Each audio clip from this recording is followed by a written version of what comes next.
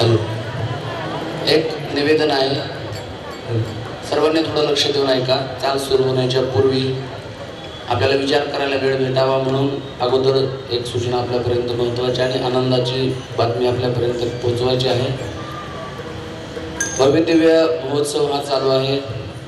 पुरुषोत्तम मासाच्या निमित्ताने सद्गुरू सखाराम महाराजांच्या द्विशताब्दी वर्षाच्या निमित्ताने या गादीचे विद्यमान वंशज मठाधिपती प्रातस्मरणीय श्री गुरु प्रसाद महाराज अमळनेरकर यांच्या अधिपत्याखाली, ज्यांच्या अधिपत्याखाली हा उत्सव चालू आहे, त्यांना म्हणजे पूज्य महाराजांना 61 वर्ष आता पूर्ण होत आहेत. 61वी लागलेली आहे. आणि म्हणून आजपर्यंत सर्व गोष्टी मागे मागे ठेवल्या होत्या, परंतु महाराजांच्या परवानगीनुसार उद्या महाराजांच्या 61 तुला करायचं ठरवलेलं आहे. 61 वर्ष असल्यामुळे 61 तुला करण्याचं ठरवलेलं आहे. तरी अमळनेरकर सेवा संघातर्फे भाविकांना विनंती आहे, म्हणजे विनंती म्हणण्यापेक्षा ज्यांची इच्छा असेल त्यांनी वैशालीताई नागापूरकर यांच्याशी संपर्क करावा. गेटवरती त्या बसलेल्या आहेत. तुला करण्यासाठी 5,000 रुपये हे मूल्य निश्चित केलेलं आहे. त्यानुसार बाकीचं काही धान्य वगैरे ते आणलं जाईल आणि त्या यजमानाच्या वतीने ती तुला केली जाईल. ज्यांना यामध्ये सहभाग घ्यायचा आहे त्यांनी वैशालीताई नागापूरकर यांना कीर्तन झाल्यानंतर भेटावं. उद्या संध्याकाळी हरिपाठाच्या नंतर या सर्व तुला केल्या जातील. तरी सर्वांनी या सूचनेची नोंद घ्यावी.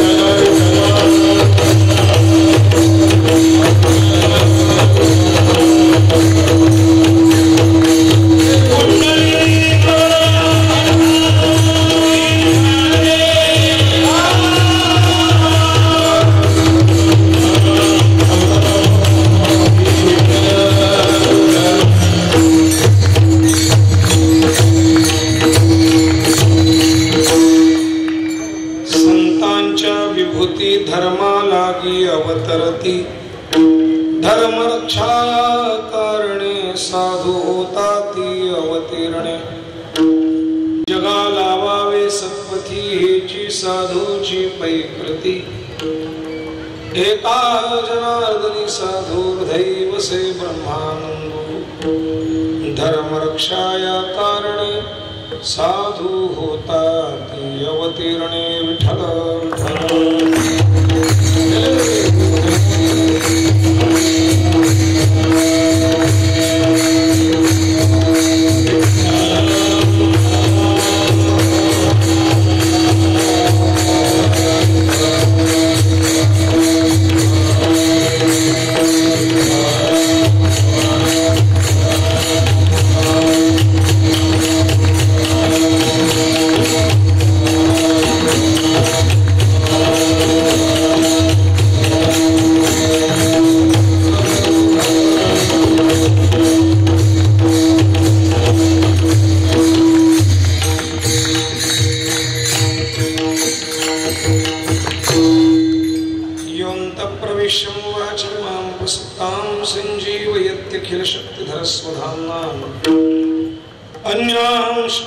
चरण श्रवण तवगादि प्राणान् नमो भगवते पुरुषाय तुभ्यं यदक्षरमनाख्येयम् आनन्दमजमव्ययम् श्रीमन्निवृत्तिनाथेति ख्यातं दैवतमाश्रयेत् जयांचे केलिया स्मरण होय सकळ विद्येचे अधिकरण तेची बंधू श्री चरण श्री गुरूंचे ते नमस्कार आता पांडुरंगा करू प्रथम सर्वेचन संतांच्या त्यांच्या कृपादाने कथेचा विस्तार बाबाजी सद्गुरु दास तुका ओम नमो ज्ञानेश्वर करुणाकरायण तुमचा पावन घालो चराचर मी कळा सरी काहीच नेणे बोलतो वचने अतिभाविका एका जनानी तुमचा दास त्याची आस पुरवावी मी कळा कुसरी काहीच नेणे बोलतो वचने अतिभाविका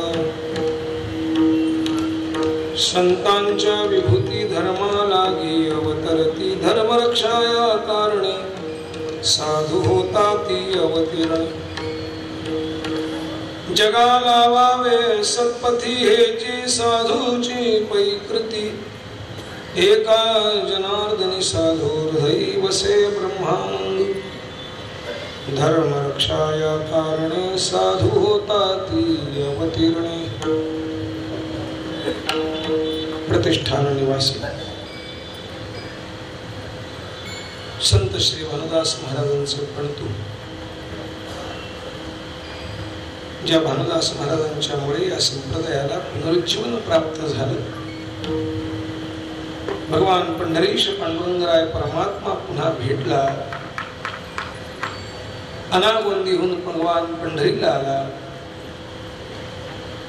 त्यांच्याच वंश परंपरेतले प्रत्यक्ष महाविष्णूंचा अर्थात ज्ञानोपारायांचा अवतार आपण मानतो ते शांती ब्रह्मश्री एकनाथ महाराज त्यांचा चार चरणांचा अभंग आहे सद्गुरु श्री सखाराम महाराज संस्थान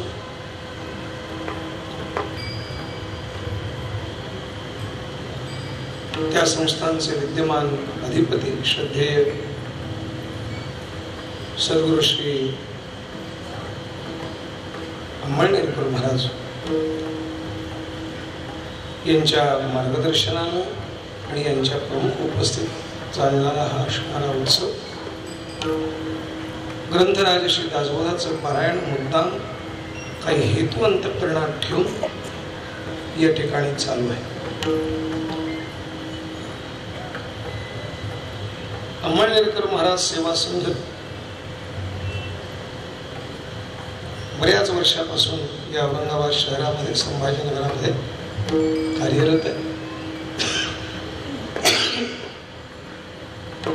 साहजिक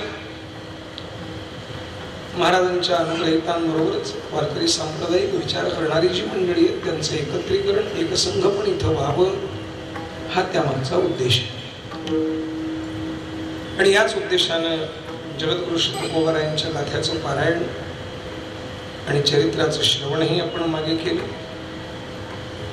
कधी नामसंकीर्तनाचा नामजपाचं निमित्त, वेगवेगळ्या निमित्तानं संपूर्ण परिवाराला एकत्रित आणण्याचा हा महाराजांचा स्वतःचा मनोदय की जेणेकरून पारमार्थिक संस्कार या आपल्या सगळ्या परिवारावर कायम घडत राहते. अनुग्रह घेतल्यानंतर वैयक्तिक उपासना करणारे अनेक आहेत, पण हळूहळू त्यात शिथिलता निर्माण झाली, संपर्काचा अभाव निर्माण झाला, मार्गदर्शन मिळणं कमी झालं, कालव्ययानं काही कारणानं मनुष्य हळूहळू बाजूला व्हायला लागला की मग त्याच्या साधनेमध्ये अंतर पडत जाते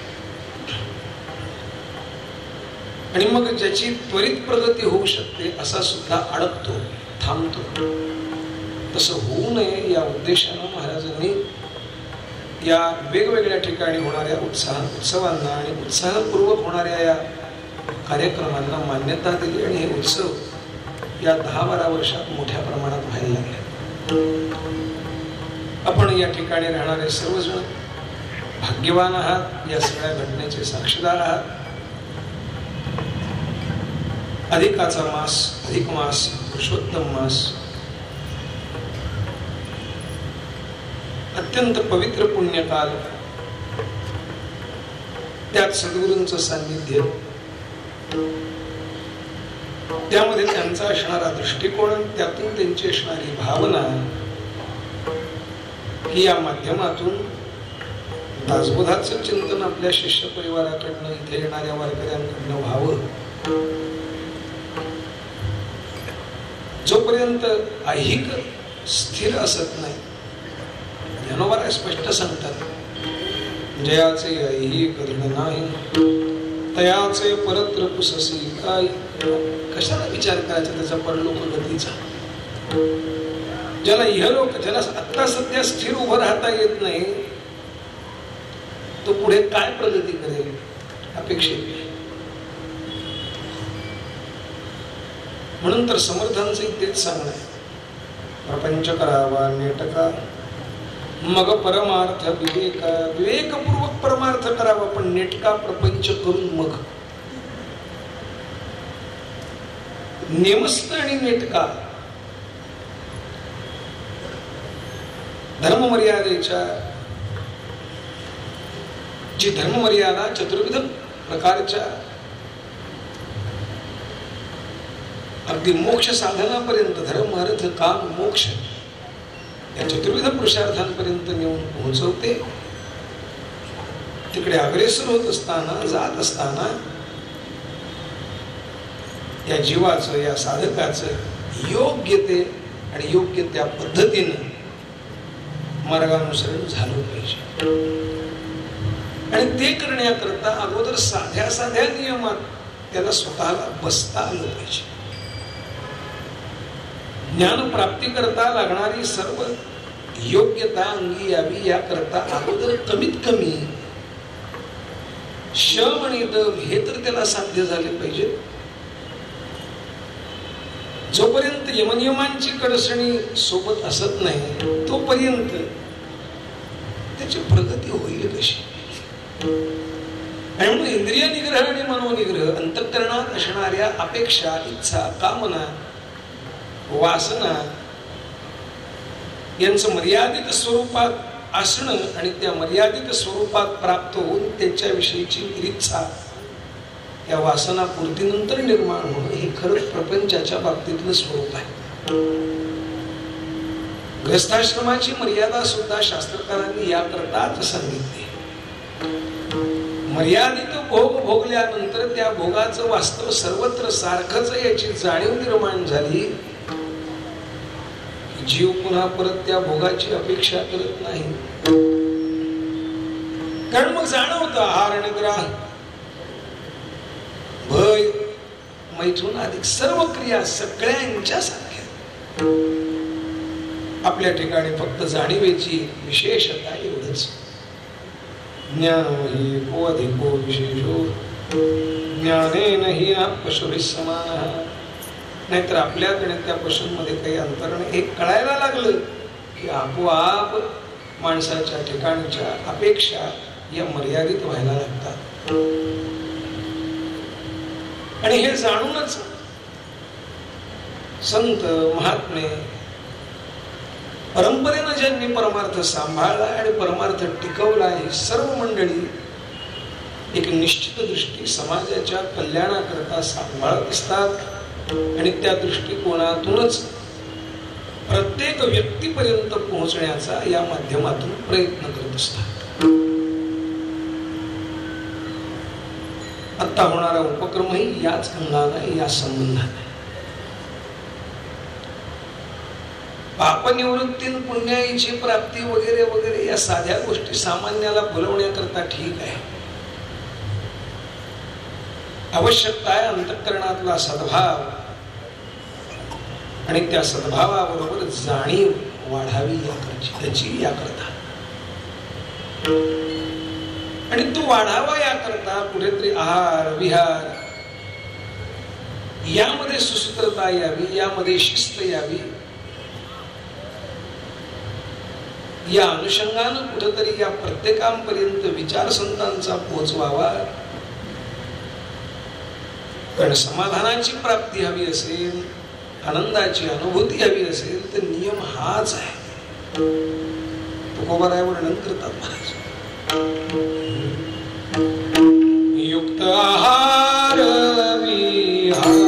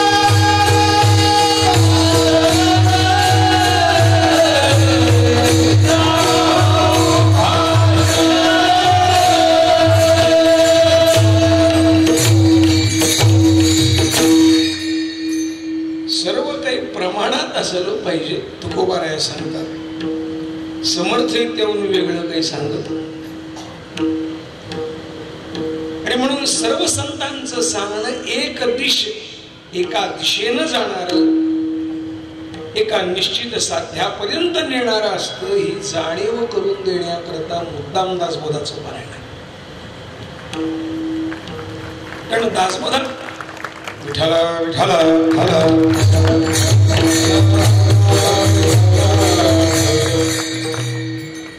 कीर्तनामध्ये फक्त भजनाच्या वेळेस टाळ्या वाजवायच्या बरं का. विठाला विठाला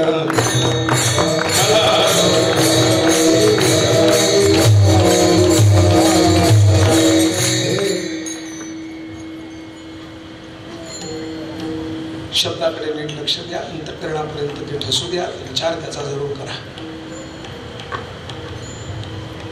काही संप्रदायाच्या मर्यादा आहेत त्या आपण सांभाळल्या तर खूप बरं होतं.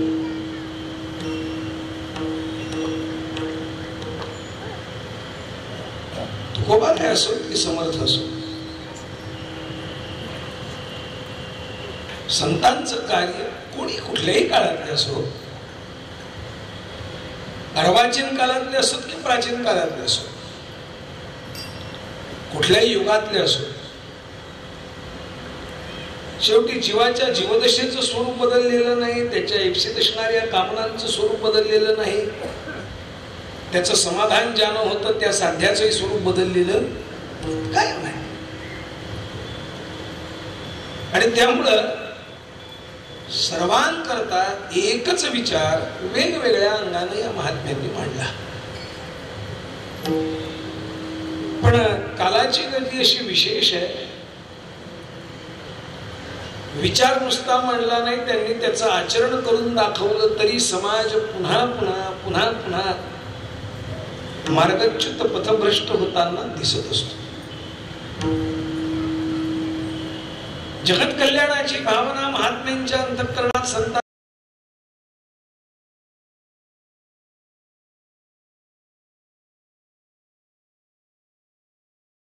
आणि समाजाची जीवाची तर स्थिती आहे की तो त्याला जे योग्य वाटेल, त्याला जे अनुकूल वाटेल, त्याला जे सहज वाटेल, विना प्रयासानं सहज कमीत कमी काळात मिळेल असं वाटेल त्या साधनाकडे त्याची लवकर प्रवृत्ती होते. झटपट पाहिजे, कमीत कमी वेळेत पाहिजे, मिळालं तर फुकट पाहिजे, भरपूर पाहिजे. याचा परिणाम असा महाराज, लवकर धावण्याच्या आणि लवकर जाण्याच्या या भानगडीपायी, या गर्दीपायी आपल्याला नेमकं कोणत्या दिशेला जायचं आणि कुठं पोहोचायचं हे आपण विसरून जातो. आणि अशा वेळेस दीपस्तंभासारखी एखाद्या मार्गदर्शन करणाऱ्या एखाद्या मार्गदर्शकासारखे संत तुमच्या आमच्या समोर उभे राहतात. त्यांना स्वातंत्र्य आहे, स्वतंत्र आहेत ते. त्यांना कुणाची परवानगी लागत नाही आणि कुठलं प्रारब्ध घेऊन त्यांना या अवताराला जन्माला यावं लागत नाही. महाराज महात्म्यांचा स्वरूप विशेषच हा आहे, स्वेच्छेनं ते यावं लागलं म्हणून कधी म्हणतच नाही आम्ही वैकुंठ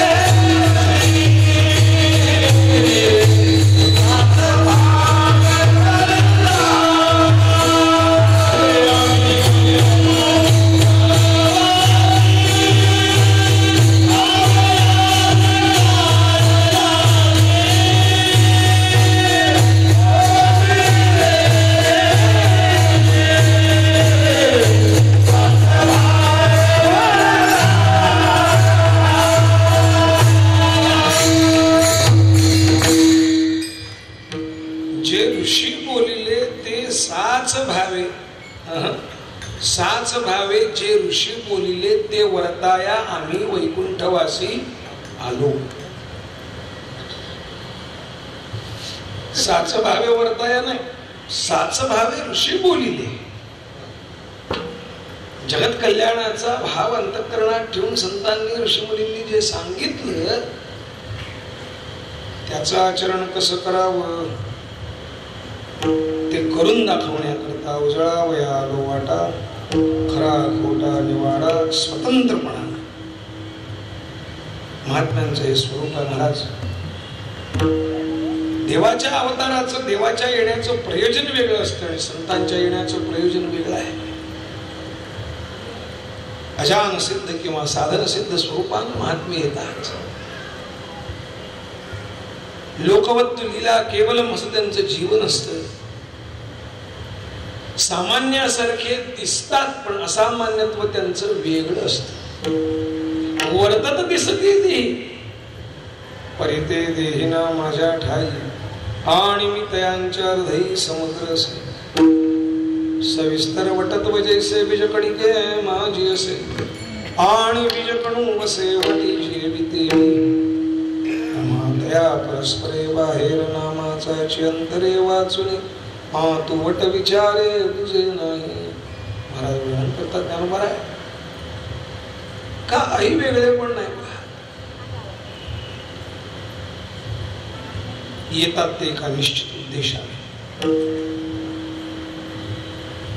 जगत कल्याण ही तर त्यांच्या स्वतःची भावना अंतःकरणातली आहेच. देह कष्टविती परोपकारी हे वेगळं सांगायचे कारण नाही. पण त्याबरोबर केवळ परमार्थ साधन सांगण्याकरता येतात का लोकव्यवहार शिकवण्याकरता येतात? केवळ मोक्ष साधनाचं चिंतन घडवण्याकरता येतात का धर्म अर्थ आणि काम या तिन्ही पुरुषार्थाचाही विचार ते म्हणतात? कशा करता येतात? दुर्दैवानं संतांच्या प्रसार प्रचाराचं जे स्वरूप आहे, त्यांच्या सांगण्याचा जो आशय आहे, समाज आज केवळ ज्ञानेविना मोक्ष नाही हा सिद्धांत याच अनुषंगाने घेताना दिसतो.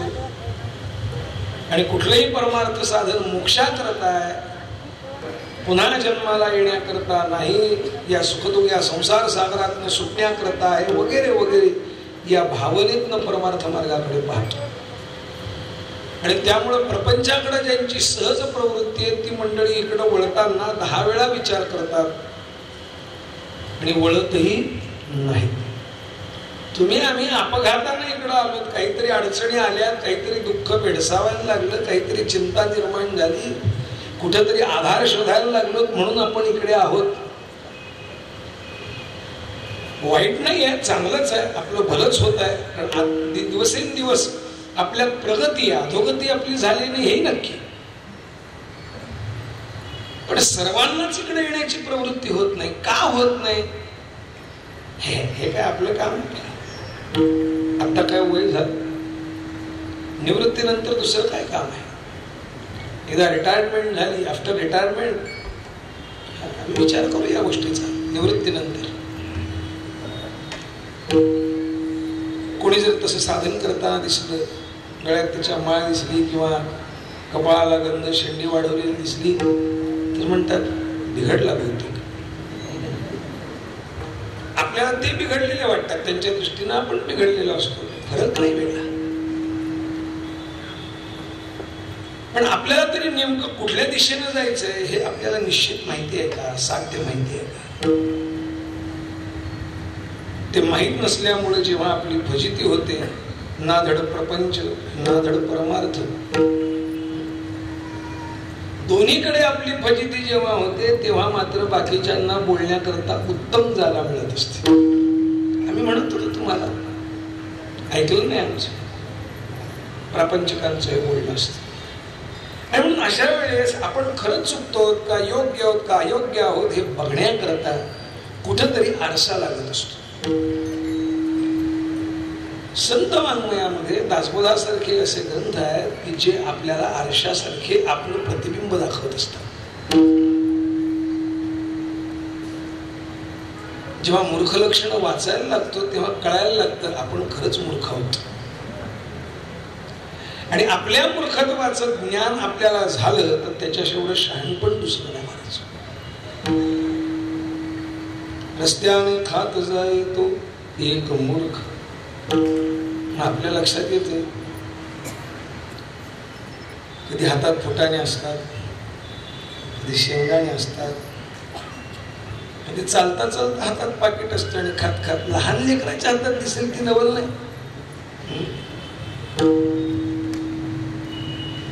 4 जण बोलत असताना समोरचा कुठल्या अवस्थेत आहे, काय बोलतोय हे न जाणता आपलं मन म्हणणं त्यानं ऐकावं याकरता जेव्हा प्रयत्न करायला लागतो तेव्हा त्यालाही मूर्ख म्हटले. मग लक्षात येतं अरे आपण तिथं बसतो. कुठलीही लक्ष दासबोधातले जे जे समास आपण वाचतो त्या समासाचं जसजसं आपल्याला ज्ञान होत जातं, जाणीव होत जाते, अर्थ कळत जातो, तस तसं आपल्याला आपण कसं वागलं पाहिजे व्यवहारात हे कळायला लागतं.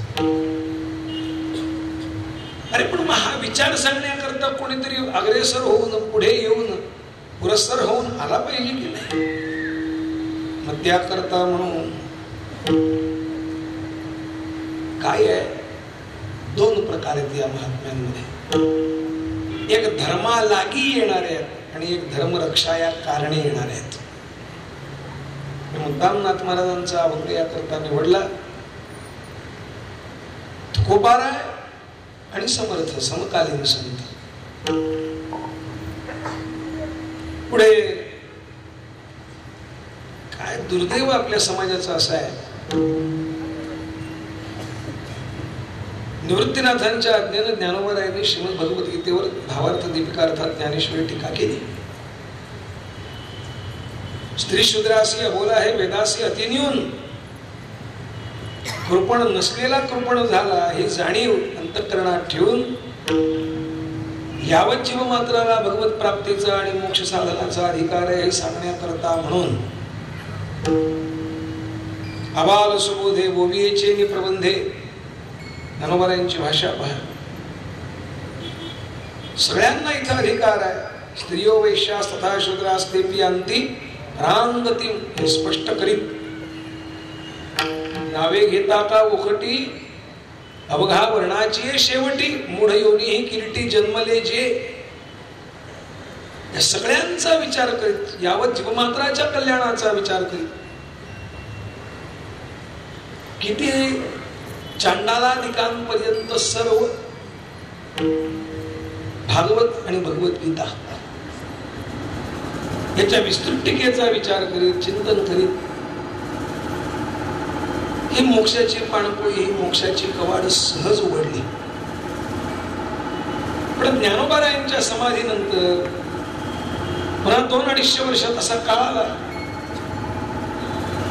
की ज्ञानेश्वरी सारखा सर्वांकरता असणारा ग्रंथ मर्यादित स्वरूपात झाला, विशिष्ट लोकांपर्यंत जाऊन पोहोचला, तिथपर्यंतच पोहोचला. भाषणात राहिला, रोजच्या सोहळ्यातला ग्रंथ झाला, पूजेपुरता राहिला. किंवा ज्यांच्याकडे होता त्यांनी इतरांपर्यंत तो विचार प्रवचन करावं, सांगावी ज्ञानेश्वरी. पण वाचण्याकरता आज आपण पारायण करतो अशी कधी झालेली आहे किंवा ग्रंथ पूर्वीच अतिशुद्ध परिपाठांतरे शुद्धबद्ध हे शोधोनिया एवं विध प्रतिशुद्ध सिद्ध ज्ञानेश्वरी. नाथरायांच्या कार्याचा गौरव करताना आपण सगळेजण हा प्रसंग जाणत असतो, माहिती आपल्याला. म्हणजे पुन्हा 250-300 वर्षानंतर नाथरायांसारख्यांना हा विचार अगोदर उपलब्ध आहे, इथं अनुस्यूत आहे, इथेच आहे, तो पुन्हा प्रकट करून दाखवावा लागतं. तुमच्या जवळ आहे, तुम्ही नीट बघा. पुन्हा दाखवावं लागेल ज्ञानेश्वरीचं स्वरूप, त्याचा प्रचार करावा लागला. तसं तत्कालीन राजकीय स्थिती, तत्कालीन सामाजिक स्थिती, तत्कालीन ऐतिहासिक स्थिती आणि वैयक्तिक जीवन या सगळ्याचा विचार करून या 2 महात्म्यांचं येण आहे. परत वाक्य सांगतो. स्वतःच्या स्वार्थाकरता आपली नीट पोळी भाजली जावी याकरता विचार करणाऱ्या लवाड लोकांनी संत विचारांच्या अनुयायांमध्ये सुद्धा भेद करायला आणि त्यांच्यात फाटाफूट टाकायला करायला मागं पुढं पाहिलेले नाही. आणि याचा परिणाम असा आहे, जो आमच्या दैनंदिन जीवनाला उन्नत आणि उत्तम करणारा ग्रंथ आहे त्याच्यापासून आम्ही बाजूला राहिलो. गाथा ज्ञानेश्वरी जेवढी वारकऱ्याच्या घरात आहे तेवढा दासबोध असलाच पाहिजे. वैकुंठवासी गुरुवर्य श्री गुरु श्री गुंडा महाराजांच्या नित्य वाचनामध्ये अभ्यास महाराज मुद्दाम प्रमाण द्यायचे, सांगायचं का?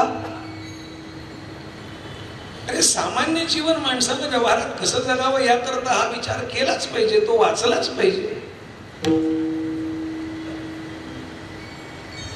त्याचा आशय जर नीट कळाला तर माणसाला व्यावहारिक मर्यादा कळतात, सामाजिक भान येतं. पण असं जर सामाजिक भान आला आणि स्वाधिकार कळाला तर लोक अधिक शहाणे होतील. आपल्याला हवी तशी आपली पोळी भासता येणार नाही, जातीचं राजकारण करता येणार नाही. हे सगळं लक्षात घेऊन या लोकांनी विचारपूर्वक बुद्धिभेद घडवला. न बुद्धिभेदम जनेत अज्ञानाम कर्मसंगीनाम, पण ते झालं ना.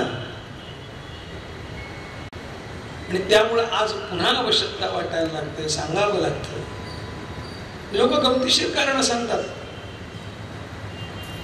ते काय म्हणाले, ज्या ज्या संतांनी ज्ञानोबरायांचं वर्णन केलंय त्याला आपण वारकरी लोकसंत म्हणतो, बाकीच्यांना मानत नाही. मग सांगावं लागतं, बाबा समर्थ रामदास स्वामींची सुद्धा अनेक अभंग ज्ञानोबरायांचं वर्णन करणारे आहे. हो का? हो का म्हणजे कधी पाहिलेत का, तू बघितलेत का?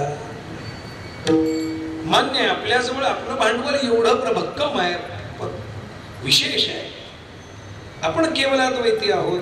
वारकरी संप्रदायाचा विशेष ज्ञानोत्तर भक्तीचा आहे, समर्थ संप्रदायाचा विशेष स्वरूप संप्रदायाच्या अनुषंगाने आहे.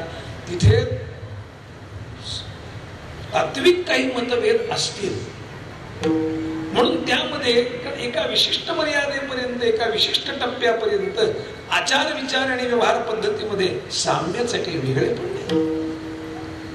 आम्ही तर चारवाकालाही शिरोधार्य मानलं की नाही, कारण त्यानं सांगितलेला विचार चांगला आहे ना. त्यानं कमीत कमी कर्ज काढून तूप खा म्हटलंय, दारू प्या म्हटलं नाही. सज्जन आहे तो. ठीक आहे, देहखंडाराम आत्मा लिंग पाषाण प्रतिमा या पर्वती प्रमा ढळो नेणे हा त्याचा विचार असेल. पण कमीत कमी स्वच्छ राहावं, शुद्ध राहावं, उत्तम आहार करावा हे तर आवश्यक आहे ना. जिथं आहार उत्तम करायला सांगितला तिथं विचार उत्तम नक्की पुढे होईलच. कारण आहार शुद्धीस्तु सत्वशुद्धी हा विचार आहे. मग कुठेतरी आम्ही त्याचा विचार स्वीकारतो ना. कुणालाही आम्ही सनातन धर्माचा हा विचारच आहे.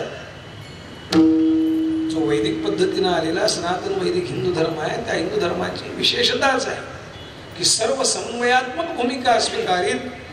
जिथं जे जे उत्कट आणि भव्य आहे ते ते स्वीकारलं, घेतलं. उत्कट भव्य ते ते घ्यावे, घेतलंय. आणि ते आपल्या जीवनामध्ये, आपल्या अनुनयामध्ये आणावं. त्याप्रमाणे आणलंय अनेकांनी. आणि ज्यांनी तसं केलंय ती मंडळी या जगामध्ये श्रेष्ठ, ज्येष्ठ आणि प्रसिद्ध ठरली आहेत. बघा तुम्ही कुठल्याही सामाजिक राजकीय क्षेत्रातला कुठलाही महात्मा बघा, कुठलाही नेता बघा, जर त्याच्या चिंतनामध्ये कुठले ग्रंथ आहेत त्याचा विचार कराल तर कुठेतरी तुम्हाला ज्ञानेश्वरी, गाथा, दासबोध, संतांचं वाङ्मय हे सापडतं. का सापडतं? तसंच्या तसं नसेल, शब्द ती नसतील, पण कुठेतरी त्याच विचारानं जाणाऱ्या या विचारवंतांचा त्यानं कुठेतरी विचार केलाय, अभ्यास केलाय हे जाणवतं. संत विचाराशिवाय अंतर्मुखता येतच नाही. तुमच्या आमच्या बोलण्यानं आपण अंतर्मुख होत का? लोक आपल्या तोंडावर अपमान करतात तरी आपल्याला त्याचं काही वाटत नाही. होतो का आपण अंतर्मुख? पण संत विचार वाचता वाचता जाणवतं आपण चुकतो. जेव्हा आपण प्रवचनात कधीतरी ऐकतो की केळी खाताना संपूर्ण साल काढून तशी खाऊ नये, तशी खाल्ली तर मांस खाण्याचं पाप आहे, मग मात्र आपल्या लक्षात येतं आपण तर वेड्यासारखं करतो. मग आपण सुद्धा केळी जेवढी खायची तेवढी सोलून सोलून खातो, मग शेवटी साल बाजूला टाकतो. बरोबर आहे ना? माहिती आहे का तुम्हाला? विठ्ठल विठ्ठल